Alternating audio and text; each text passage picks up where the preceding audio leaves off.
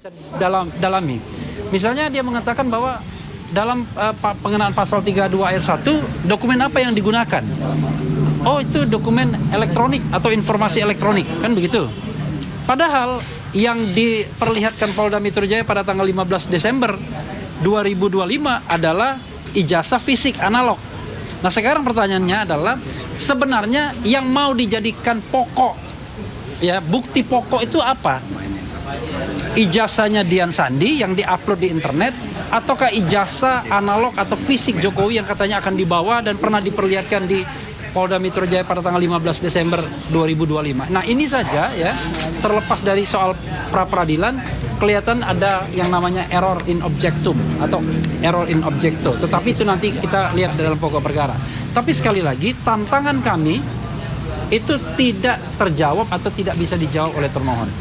Itu yang ingin sampaikan, dan kemudian saya ingin memberikan kesempatan teman saya Soraya dulu ya, Gafur ya, sebelum Ayah, karena Ayah tadi ikut sidang. Ya, silakan. Pendapat Ayah.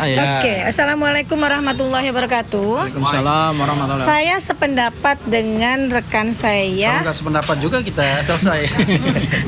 Bung Refli, bahwa saksi ahli yang dihadirkan tidak bisa menjawab hal-hal yang bersifat tantangan terhadap pertanyaan-pertanyaan kita. Jadi semakin yakin dan jelas bahwa insya Allah mudah-mudahan permohonan kita untuk pasal 32 ini diterima ya dan dikabulkan oleh majelis. Untuk sementara saya serahkan ke Pak. Oke, ya. Ini JJ, silakan tambahkan.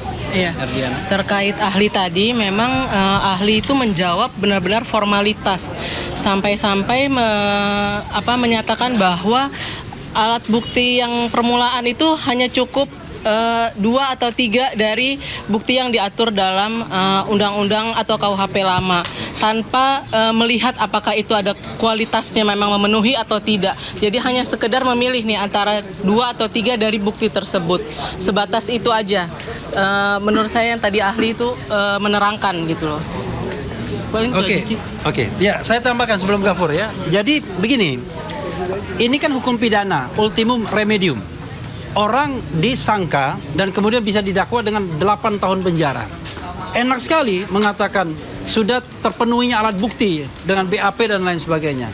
Kalau misalnya tadi seperti Gafur bilang, ini misalnya peristiwa pembunuhan, yang dilihat orang pencurian, ya sudah, dipaksa dia untuk menceritakan tentang pembunuhan. Kan tidak begitu. Karena itu saat ini kami masih menantang.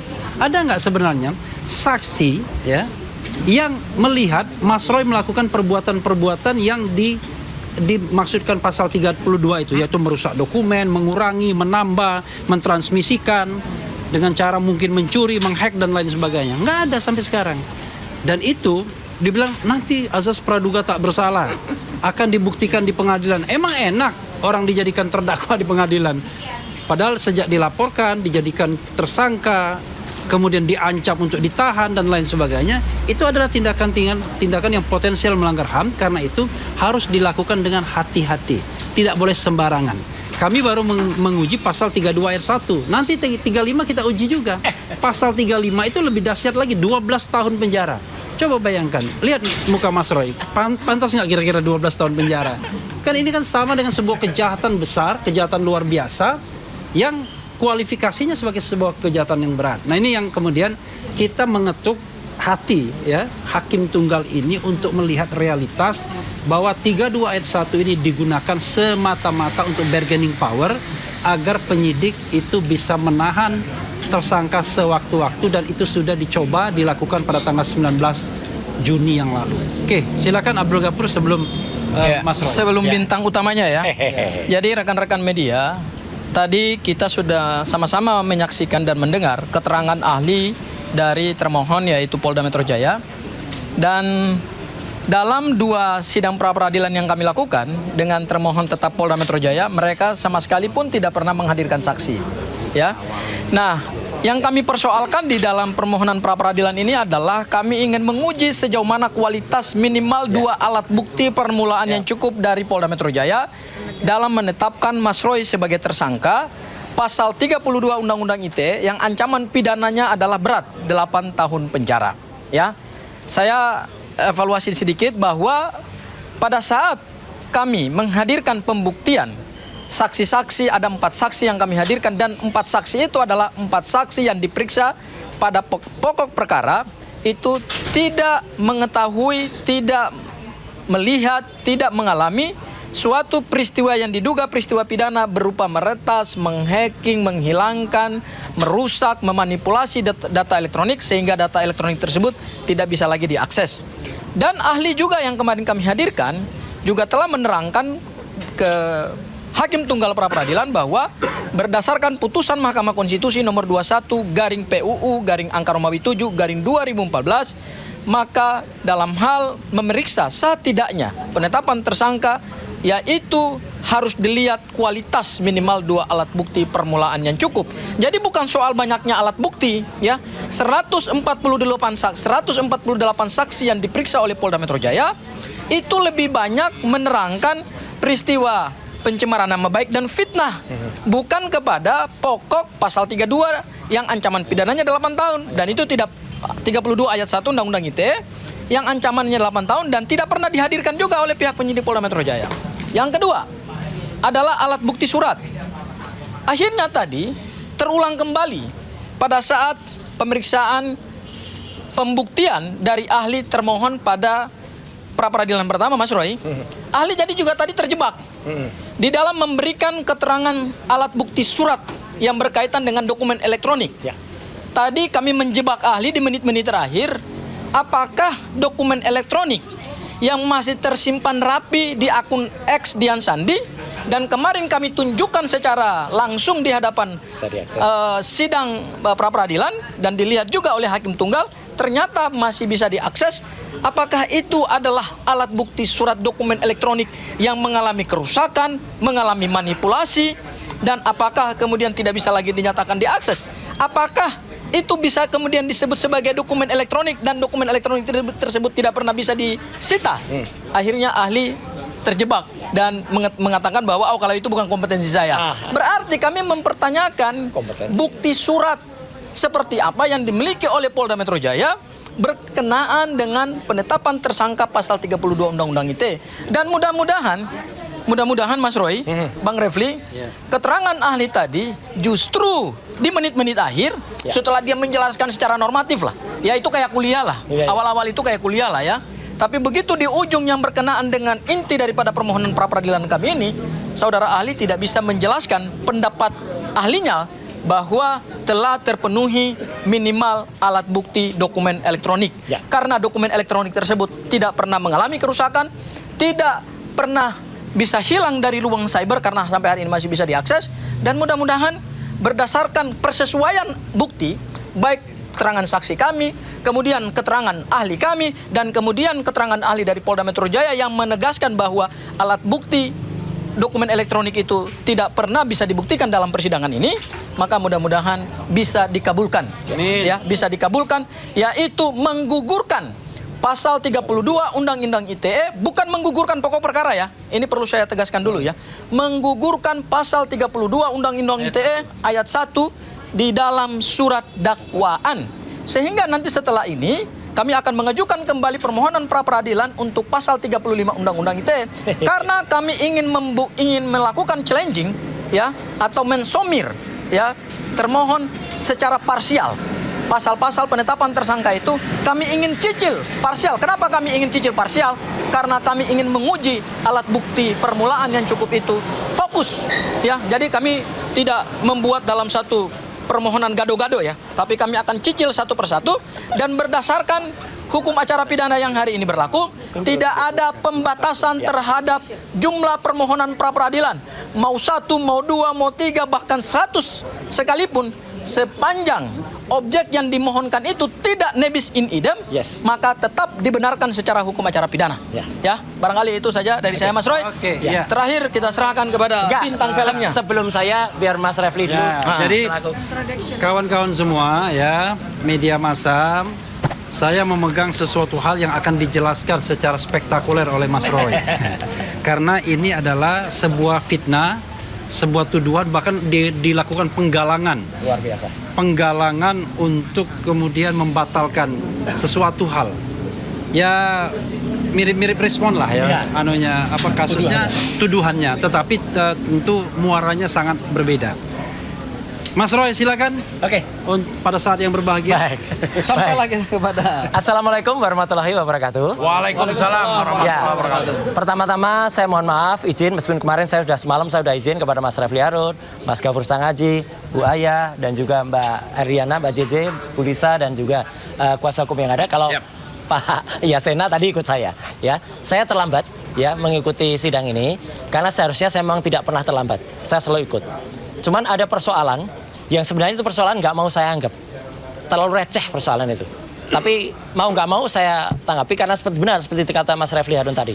Ya, orang yang membuat persoalan itu sudah kemudian melakukan tindakan yang luar biasa jahat, luar biasa melakukan fitnah, ya, dan melakukan persangkaan palsu bahkan nanti banyak pasal yang dia langgar. Nah, tapi sebelumnya saya izin untuk kemudian sedikit alhamdulillahnya saya datang di ujung seperti tadi Mas Gafur sampaikan, di ujung terakhir ketika saya mendengar keterangan dari ahli yang dihadirkan oleh pihak termohon bahwa keterangannya saya tadi mohon maaf, saya termasuk dalam tim panja dan juga tim penyusun naskah akademik Undang-Undang ITE sebelum itu disahkan tahun 2008 yang lalu. Bahkan setelah itu direvisi menjadi Undang-Undang nomor 19 tahun 2016 dan terakhir menjadi Undang-Undang nomor 1 tahun 2024. Yang paling penting adalah definisi pasal 5 ayat 1.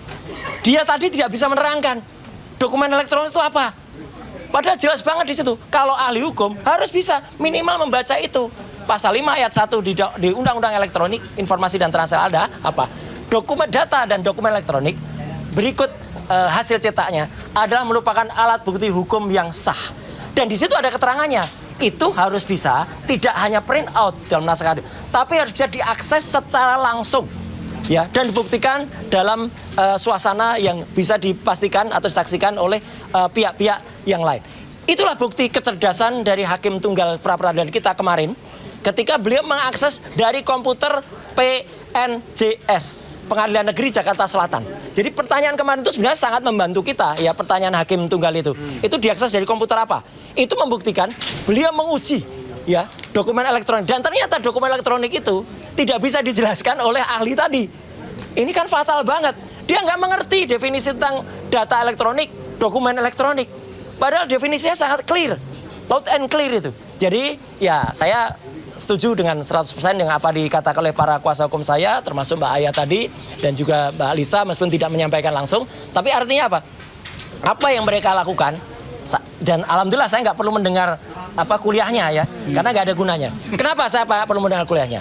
Ya, ini poin penting. Mohon izin di kesempatan ini, saya akan memanfaatkan Mas Refli untuk menjelaskan sesuatu yang sangat penting. Saya membawa map bertulisan Universitas Negeri Jakarta. Hari-hari ini, saya difitnah luar biasa. Saya difitnah dengan sangat kejam. Dikatakan Roy Suryo doktornya palsu. Gila itu. Itu benar-benar fitnah yang sangat luar biasa. Saya mengikuti pendidikan di UNJ dan clear. Ya, mulai dari masuk tahun 2016 memang saya masuk dan saya cuti dulu karena saya waktu itu, makanya saya pernah berkata kan, saya kemudian harus izin dari partai karena saya ingin menyelesaikan. Dan saya baru aktif lagi memang ketika tahun 2020 dan alhamdulillah 2024 saya selesai. Ya. Dan saya mengikuti semua dari perkuliahan, kemudian juga ada seminar-seminar, ada kemudian yudisium, kemudian juga sebelum yudisium saya ikuti ujian tertutup, sebelum ujian tertutup ada seminar hasil, sebelumnya ada seminar proposal, seminar hasil, kemudian ujian terbuka dan wisuda. Itu semua ada. Pada saatnya saya akan tunjukkan semua bukti foto-fotonya. Saya mengikuti ujian akhir atau ujian terbuka itu pada tanggal 23 Januari tahun 2026. Dan ada saksi yang hadir di sini, yaitu Bu Erliana. Beliau hadir langsung pada saat ujian terbuka. Kemudian saya mengikuti wisuda, ya, itu pada awal Maret tahun 2024 di SICC, Sentul International Convention Center. Semua ada foto-fotonya. Dan pada saatnya akan saya jelaskan, tentu tidak sekarang. Dan yang paling penting hari ini, ya, saya ingin buktikan. Saya tadi, alhamdulillah, saya ketemu dengan beberapa profesor, ya, saya sebutkan namanya, ya, Profesor Agung, Profesor Usep, Profesor Ari Sabtono, dan Profesor Ari Sabtono itu adalah sebelumnya saya ketemu Profesor Umi, dan Profesor Ari Sabtono itu adalah wakil rektor di Universitas Gadjah Mada, dan semua mengatakan apa yang saya ikuti, ijazah saya adalah sah, tidak ada masalah. Dan beliau mengatakan, peraturan yang ada pada peraturan akademik dan peraturan rektor memang disebut bagi yang terkena kasus pidana dan berkekuatan hukum tetap akan diminta untuk DO atau drop out. Itu yang digoreng para termul yang jahat itu. Dia tidak membaca pidana luar biasa bahwa ada pasal sebelumnya yang mengatakan itu berlaku untuk tindak pidana luar biasa. Misalnya terorisme, kemudian korupsi, kemudian Pelanggaran HAM. akademik dan pelanggaran HAM. Jadi kalau ada orang kemudian melakukan plagiarisme, melakukan pencontekan, itu yang dipidana. Jadi tadi secara clear pihak resmi dari Universitas Negeri Jakarta menyatakan ijazah saya doktor adalah sah, dan sebagai buktinya akan saya tunjukkan. Jadi selama ini, nah nggak apa-apa, pelan-pelan dulu, jangan cepat-cepat. Selama ini saya selalu menunjukkan ijazah S1. UGM ini asli, ini kopinya, dan itu ada legalisasinya. Kemudian ada ijazah S2, MKes, UGM asli juga ini. Dan selama ini yang kemudian digoreng oleh para termul adalah saya hanya menunjukkan surat tanda lulus. Memang surat tanda lulus adalah tanda seseorang memang telah lulus, dan di sini jelas berhak memegang gelar doktor. Jelas di tanda lulus. Dan ini digoreng. Dan memang saya akui, saya sebagaimana banyak tadi ditunjukkan, banyak mahasiswa atau lulusan UNJ yang lain, memang kemudian setelah selesai tidak mengambil ijazahnya karena ya sudahlah, yang penting sudah selesai. Itu banyak. Prof. Refli pun saya kira juga tidak ngambil, ada yang tidak diambil. Enggak apa-apa, yang penting lulus. Ya, gitu. Dan bahkan banyak yang tidak ambil sudah. Karena wisuda itu hanya seremoni. Iya. Dan alhamdulillah dengan sedikit proses, tapi tidak karena semua sudah clear. Saya tadi langsung, dan nanti ada dokumentasinya. Terima kasih juga secara khusus saya aturkan, mungkin belum datang di sini, Mas Farhan atau Farlok yang sudah membalas dulu ya teman-teman termul itu. Dan tadi ada juga yang bersangkutan, dan kali ini akan saya tunjukkan. Inilah ijazah asli yang saya dapatkan dari Universitas Negeri Jakarta sah. Silakan di sini ada embosnya, ya, tuh ada embosnya. Ada juga watermarknya. Dan ini bukan ijazah, lintasan stempelnya jelas. Dan ini bukan ijazah baru dicetak di Pasar Pramuka dekat dengan UNJ. Enggak. Ini ijazah yang memang sudah dicetak tahun 2024 yang lalu. Memang baru fotonya foto saya sendiri itu. bukan Suryo Roy ya. Jadi, Surya Roy. nah ini yang paling penting. Dengan adanya bukti dan sah. Dan satu lagi yang penting, saya dititipi pesan oleh Universitas Negeri Jakarta, yaitu oleh Prof. Ari Sartono. UNJ tidak akan menggelar konferensi pers atau menggelar statement resmi, tidak perlu. Beliau menyerahkan, udah Mas Roy saja yang sampaikan. Jadi saya menyampaikan ini sekaligus membantah apa yang dilakukan oleh saudara Richard Huta-Julu dan saudara Bill Fakih, ya, karena mereka sudah memfitnah dengan sangat kejam, menyatakan ijazah saya seperti respon. Sama sekali beda. Si Omon itu tidak diakui oleh Yamaguchi, dan itu silakan, ayo Bill, kejar terus si Omon itu sampai lapor Anda, dan sampai dia laporan kepada Polda Metro. Tapi kebalikannya, mohon maaf, ini hak saya, Mas Refli, Mas Gafur, dan teman-teman semua.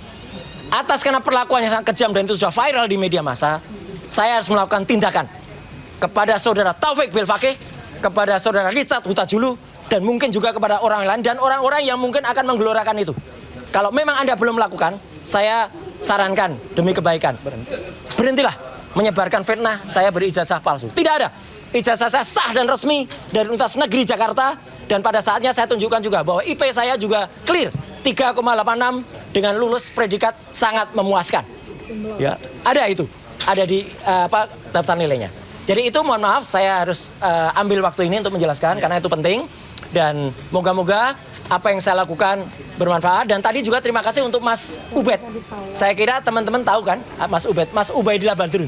Tadi membersamai juga saya dalam itu. Jadi inilah wujud kalau memang kita benar, insya Allah kita akan terus benar. Apakah bisa dipoto dan dianalisis? Silakan. Oleh analisis Ela? Oh silakan. Ini nanti akan saya Ela juga kalau perlu. Ya, tapi kalau teman-teman memotret ini dengan ini ijazah asli. Dan kalau dijamin tidak kena pasal 32.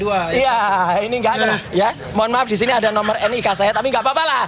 Ambil aja ya teman-teman, nggak ada masalah. NIK saya sudah tersebar di mana-mana. Meskipun itu sebenarnya melanggar Undang-Undang PDP nomor 27 tahun 2020. Tapi sepanjang Mas Roy tidak berkeberatan nggak? Saya nggak keberatan. Tak ada. Jadi sekali lagi itu ya teman-teman semua. Ya. Jadi artinya apa yang terjadi pada mereka-mereka itu, ya tentu saja izin, saya akan lakukan tindakan. Karena mereka tak ubahnya adalah mereka-mereka yang ada pada kaos ini. Ya. Apa kaos ini? Nggak perlu saya baca. Mereka ibaratkan yang teriak-teriak itu, ya, itu adalah Taufik Bilpake, kemudian Richard Utajulu dan kawan-kawan mereka. Mana tuh Mas Roy? Bukan LIN ya, bukan. Agak kurang Mas. Kabeh, ya, mereka itu kabeh. Nah, itu ya, jelas ya.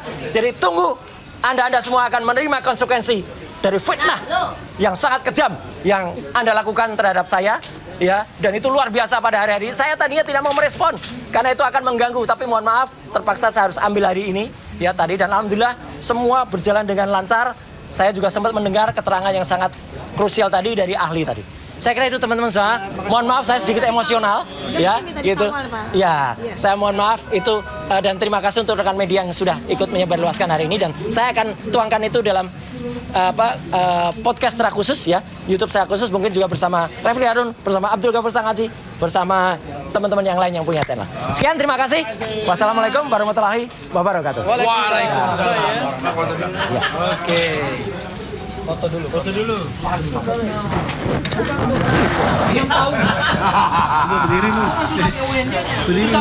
Berdiri ntar tendang.